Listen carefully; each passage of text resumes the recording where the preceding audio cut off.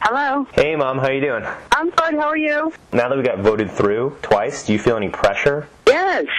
See, I don't have any feedback, so I don't know if anybody's laughing or not. No, people like it. Yeah. People. I really have nobody to bounce it off of. I mean, I think the story's a little silly. What's episode 3 called? Should it have a name? I think every episode, like a TV show, has a title. Okay, so this one we call The Adventures of the Knucklehead. I wrote this part down, all right, so I'm going to read it.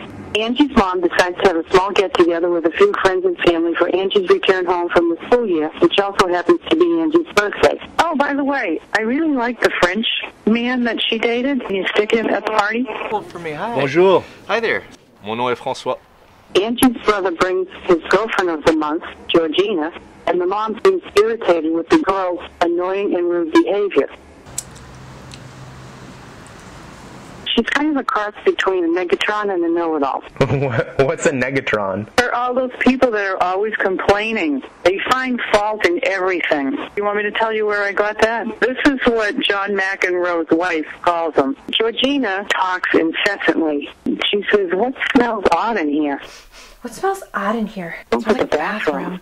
Is someone sauteing onions? Or is it from someone's axilla? Axilla? Yeah, underarm.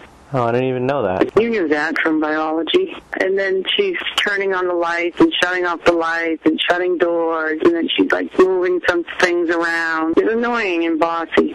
She thinks Stan is a knucklehead for dating this woman. What a knucklehead.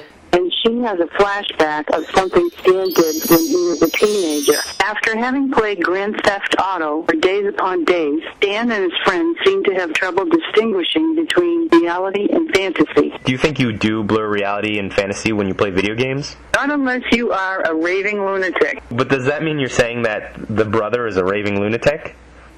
Well, that's what I mean. This story's silly.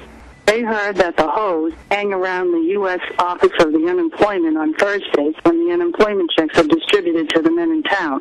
Does that mean he was trying to buy, like, a hooker? Yeah, isn't that what they do in Grand Theft Auto? They call them hoes. The kids are, like, in the video games around the alleys and all that stuff. I never played any video game like that, but I always saw alleys and cars and stuff on them. And they're looking at the women around there. So this particular one that they both like has a tight jersey on the top with a ponytailed head. You can see the back standing behind a car. So that's all they see. He, like, fantasizes about the front. Dan and his pal like the same one, so they have a scuffle. I thought you should have a fight scene.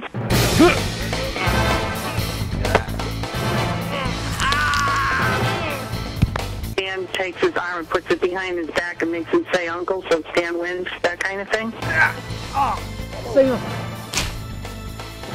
Uncle! He approaches, then taps the hole in the back. "Can I help you, son?" replies the man with a deep voice as he turns around with his unemployment check in his hand. Stan freaks and runs away, only to become lost. Subsequently phones his mom for a ride home. Then it just goes back to the party. Back at the party, there's a knock at the door. Angie walks in, and everyone's jaw drops to look at Angie, who's 9 months pregnant. The end. To be continued, more like instead of the end, right? Right. To be continued. You keep saying that you're not creative and you don't really know how to do this, but you're consistently surprising me with the creativity in the stories you're coming up with. Well, I thought it surprised you, but I think I'm trying to make you fire me so I don't have to do it. You're trying to make me fire you? So you don't have to do You it didn't anymore? really want to do this in the first place?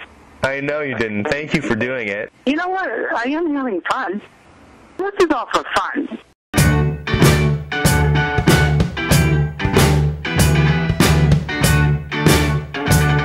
I just got an email. I'm going to forward it to you. Dear Mr. Wiener, which is not how you spell or pronounce my name, just a heads up that we actually own the Parent Experiment title for all entertainment in all media. We respectfully ask you to stop using the name. Thanks very much. So, one thing to think about is what the new name would be. Maybe like the social network, the Facebook drops the the. It's all about, will they confuse my thing and their thing? The titles are still pretty close. Oh, how about the Parent Project?